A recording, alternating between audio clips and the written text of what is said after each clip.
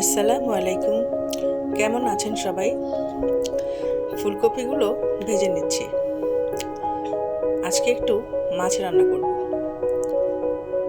ফুলকপি দিয়ে, নতুন আলু দিয়ে, সিম দিয়ে মাছ রান্না করব।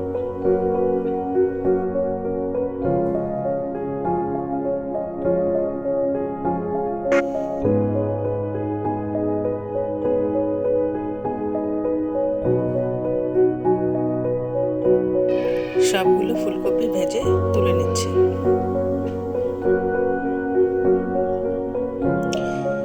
হাঁড়িতে তেল দিয়ে দিলাম, পেঁয়াজ দিলাম, লবণ দিলাম, একটু নেড়ে চেড়ে হলুদ মরিচের গুঁড়ো, ধনিয়ার গুঁড়া, রাঁধুনির গুঁড়া দিয়ে ভালোভাবে কষিয়ে নেব। সামান্য একটু গরম পানি দিয়ে নিলাম। ভালোভাবে কষিয়ে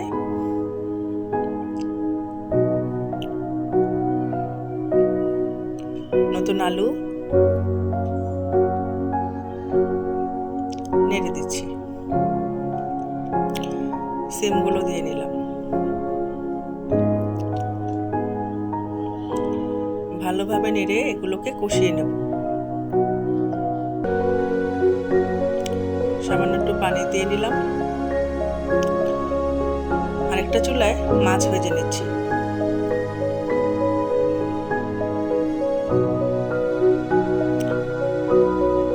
কিছু মাছ হয়ে গেছে, তুলে নিচ্ছি। আবার কিছু দিয়ে নিলাম কড়াইতে। সবজি সিদ্ধ হয়ে গেছে, ভাজা ফুলকপিগুলো সবজিতে মিশিয়ে নিচ্ছি। আর একটু কষিয়ে নিয়ে মাছগুলো পরে দিয়ে দেব।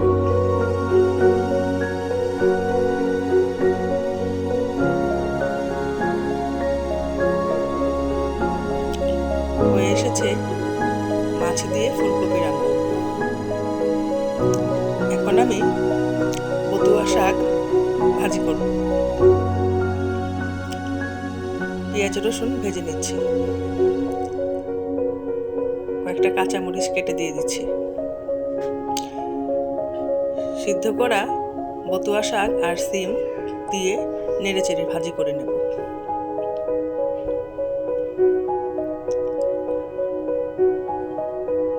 হয়ে এসেছে আমার সিম ভাজি, বতুয়া শাক ভাজি।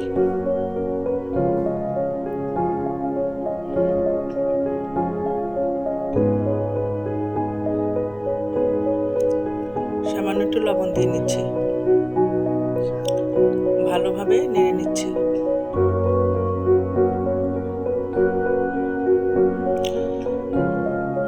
এখন রান্না করছি চাপার ভর্তা।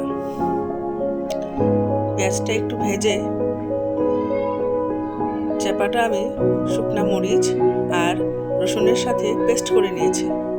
এখন ভালোভাবে কষিয়ে বাকি পেঁয়াজগুলো দিয়ে দিলাম। ভালোভাবে কষিয়ে এটাকে ভুনা করে নেব।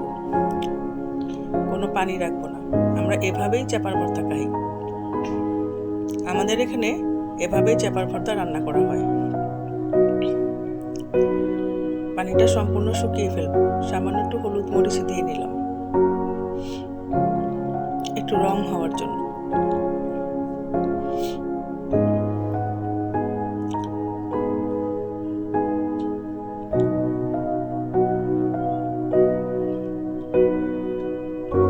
দেখুন, আস্তে আস্তে আমি পানিটা শুকিয়ে নিচ্ছি। হয়ে এসেছে আমার চাপার ভর্তা।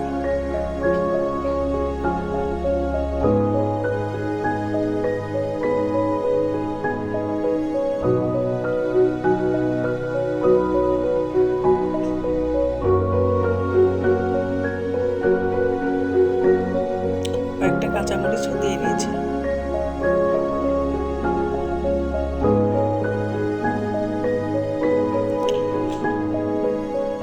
হয়ে গিয়েছে আমার আজকের দুপুরের খাবার। ধন্যবাদ।